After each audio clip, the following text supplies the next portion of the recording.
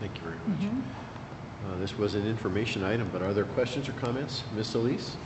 On the Dibbles Deep Diagnostic, if you have a teacher who has several students that they have to give that to, is there any kind of support that they get or additional help that they get during that time? In some of the buildings, I know that they have asked, and so they'll talk with their principal, and in some cases, I know that principals are providing a substitute teacher to come in and either, typically, it's to take over the class in order for the teacher to be released. So that's, we have sweep teams that go out, but that's really for the Dibbles interim assessments that are given those 3 times, beginning, middle, and end of year. Not for that ongoing progress monitoring is not provided from a district sweep team level. And you said it could take up to 20 minutes to just do the test part. Is there additional time involved for the teacher to enter that information anywhere or process the information, or? It's done electronically, so Okay. that's part of the, we bought, early this year, we bought an iPad mini for each of the, last year we bought them for kindergarten teachers because that also aids them with the school readiness observations that they do, and then we bought them for first, second, and third grade teachers this year. So that way, at least they're not having to do it on paper, pencil, and then having to go and enter separately electronically. So there are some challenges. You had mentioned that in the math and in the language arts, there's a testing period in April and a different one in May. And so do we have much clarity about the differences in the tests that will be taking place in April versus May? So it's in March and in May. March and May? That's okay. And the first round of assessments, they're performance-based assessments, so it's mostly the writing, response in the writing, and then the end of year is more multiple choice type of questions and answers. So that's, we have a whole lot of guidance at this point, just guidance, I suppose, in terms of from the frameworks that are given to us from PARC that align which of the standards will be assessed in a performance-based assessment versus at the end of year. So our teachers, principal leadership do have those documents, and in fact, just recently, you have this inundation of all of this information and something new, and we were just engaging in some conversations the other evening around how am I going to know, and should I do this or should I do this one, and what do I need to teach before March and make sure students have learned. And it was, okay, go back to that document, and that will help kind of delineate, if you will, which standards will be assessed, and then what format will they be assessed in, so that you can match your instruction appropriately. So. Well, and just a general comment, piggybacking off of what Mrs. Elise said, I think this is a perfect example of that inequity in that state funding formula that we've talked about before. We already know the answer, that we don't receive any additional money for testing. But the inequities come not only in the Dibbles and the Dibbles Next, but also when we take a look at that Access WIDA, the test that we give our second language or English language learners. When you have a test that takes 20 minutes to give for each individual student, as well as other testing, the small group testing, and you have maybe 300 students in your entire district that need that test. That's a far cry different than in our district, where we're between 4,000 and 5,000 students needing a 20-minute test. And that gets right back to our story about the inequities of that state funding formula and how that affects us as a district. Because if we hire in teams to help get that done, that's coming out of our general operating fund. That makes a significant difference in what we can do for our students. So, thank you. Ms. Elise, follow up? Do you have some figures on how many kiddos have to take the diagnostic? I do, actually. I know, I thought somebody's going to ask me that, so. And it wasn't Haefely. I know. So we actually have a little over 1,200 students who have a read, are on a read plan. And if they have a read plan, then they do the diagnostic. Take that diagnostic. Okay. So K to 3, that includes charters as well. It's a little over 1,200 students this year, yes. And knowing that this is the first year of implementing that Dibbles Deep, I think it's been a learning for all of us, and so we'll need to think about how can we alleviate some of that. And improve it, yeah. Yeah, and the idea is not to have someone need to. So. Thank you. Mm-hmm. Just Thank you. an observation, the CMAS is brand new and bigger and Yes. bulked up, and it's got higher performance expectations and requiring a different set of techniques to answer. Yes. Are we going to experience a little sticker shock? Is that what we're hearing from the state, that this is to be expected, district to That is district? what the state is actually sharing pretty openly, that it is the expectation that states, districts within states will see a drop from their assessment scores from the year prior to this current year of implementation. It's what other states that have gone before us have found. And so that is if you will, the expectation of an implementation of this assessment. Other comments? Please don't go away, Okay. because we would love to have you share a little more information this evening. In this particular case, it's on the district improvement plan, and this is an action item, and I'd be glad to accept a motion at this time on item L2.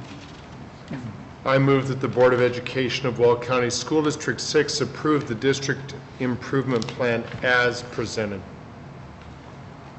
Second. It's been moved and seconded. Thank you. Please, if you don't mind. Well, I will just share very little information around this. All of it, you have a very thick document inside your packet that is very complete. I think it's just a couple quick things. This is a multi-year plan. It's reflective of 2 years of improvement strategies as well as action steps. So you see those two columns in those action steps of the current year as well as next year. And that really builds upon the year prior. And that's how the state expects these plans to roll forward. It is in alignment with the district performance framework accreditation plan type or type of improvement. And so with that, the expectations inside of our UIP meet the expectations of a district that is on improvement. We noticed that again this year, and you can see the priority performance challenge, that there are 7 years of data that show that our EL students, including our GT-EL students, have consistently performed below state and local expectations in achievement and growth in reading, math, and writing. And our EL students as a whole have not excelled in English language acquisition. That was our priority performance challenge for the last couple of years, and we did make some growth and closing that gap last year, particularly more so than in prior years. Pleased about that. Still a performance challenge area for us, a priority performance challenge. So with that, we continue to work on our improvement strategies and really thinking about what are the action steps that we need to take this year. And you can see those in the document. And so I'm not going to read those to you. And if you have any questions on that, I can certainly, we can visit about that. I just wanted to share with you one final bit of information, and that is just the involvement in the process. This is really not done in isolation. It is a lengthy document that involves a lot of thinking, and it's really at the heart of it is the reflection of the data that we've been engaged in since we gained our state assessment data as well as looking at our local data. But then it's furthermore having the conversations with all of our stakeholders, including our principals, who looked at this, gave feedback at multiple different meetings, and you said, this one we need to keep, but these are the things we need to think about doing differently that would help continue to support us. There's school improvement plans, many of which are in alignment with the district improvement plan as well. Then additional, on November 13th as well as December 16th, the District Accountability Committee has provided feedback, has had good discussion, and really helped to shape what the next step recommendations ought to be. So very pleased with their input as well. And then we take all of that and through a series of a few different meetings, district leadership has had discussions, made revisions based on that feedback, and have taken that back for approval to those stakeholders. So it's really a process. It's pretty multifaceted and is in alignment with not only our accreditation type, but also with the school improvement plans as well. Thank you very much.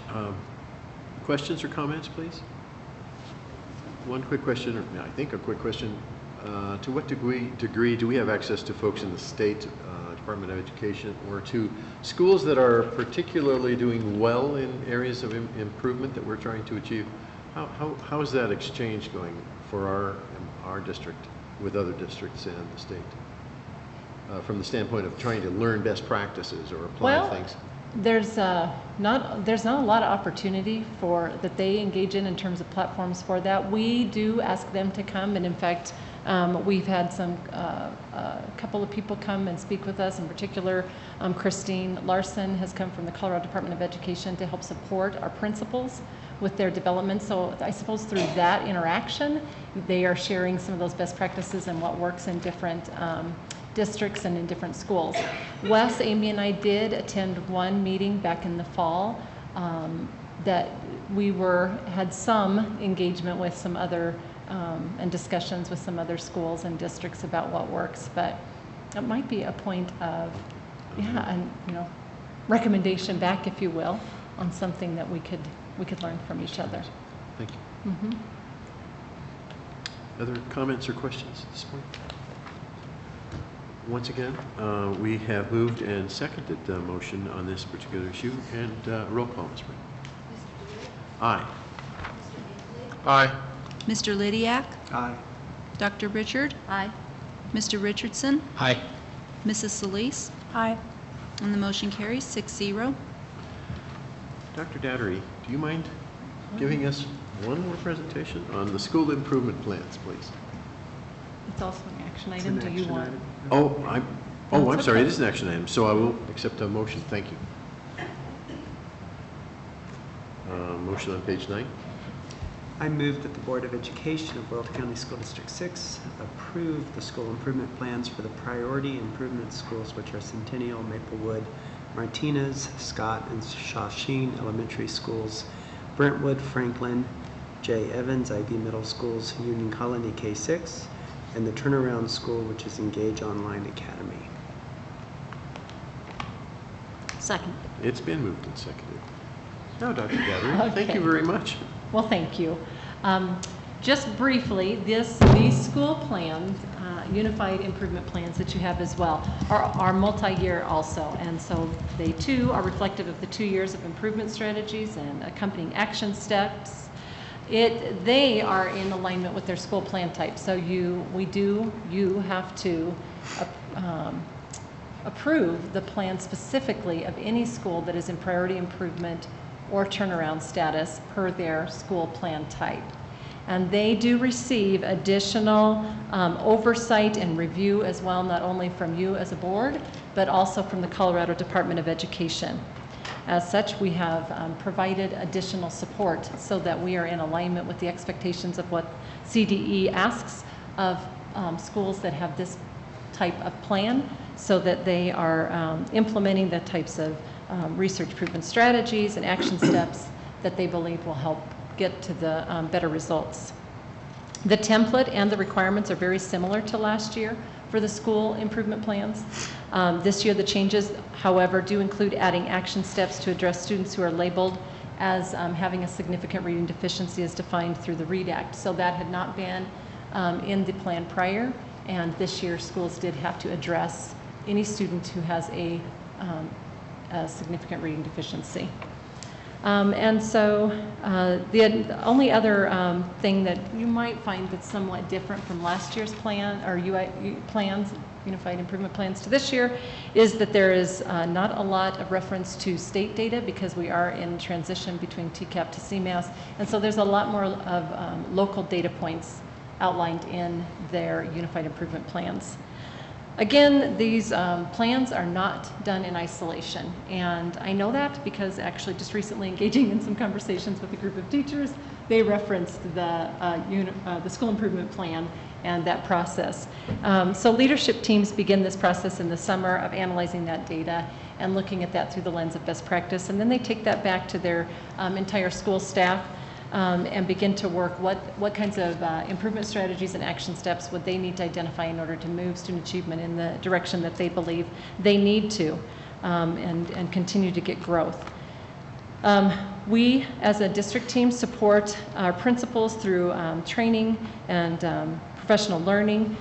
Particularly this year, there was a deeper understanding and training around root cause analysis. So if you don't know exactly what it is that you're aiming for, and you don't know why it is that you're getting those results, it's harder to turn the ship and think about what else might they be able to do. So we had some really good conversations and some thinking around that, and certainly learning from those that have been doing that and getting some deeper understanding around that, as well as identifying what is that priority performance challenge. So often we say, I'm going to focus on, we're focusing on many things. And by the mere saying you're focusing in, it's not necessarily on many things.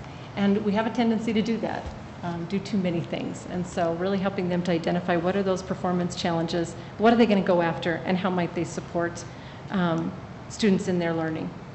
They also were given optional support that I shared with you earlier from CDE staff as well as our school directors. They provided individual feedback to every one of the principals and gave them very specific feedback, and then provided ongoing coaching should the principal and the leadership team ask for that. So I think we can be very proud of the support that was provided because it's a pretty intensive process. And that was also provided to our charter schools. And we did have a couple of our charter schools take us up on that request as well and give them feedback and input. All of the plans were then due to the school director in December. So this is an ongoing process throughout the fall first semester timeframe, and then they were due right before break. So again, including not only their teachers in this process, but they also are required and do involve their school accountability committees and groups of parents at the school level. So pretty comprehensive. They were really glad to get them done and sent off, actually. So. Good, thank you so much. Questions or comments from board members? Obviously, we would love to have you say a special word of thanks to the DAC, the SACs, also the school accountability committees, the district accountability committees, tireless workers, and they lead the charge to help improve the schools in the district. So we want to please extend our thanks to those individuals. We've had a motion, and it has been seconded on this item. Roll call, Ms. Brand. Mr. DeWitt? Aye. Mr. Haefele? Aye. Mr. Lydiak? Aye. Dr. Richard? Aye. Mr. Richardson? Aye. Mrs. Solis? Aye. And the motion carries 6-0. Excellent. Thank you very much. Thank you. Thank you, Dr. Detter.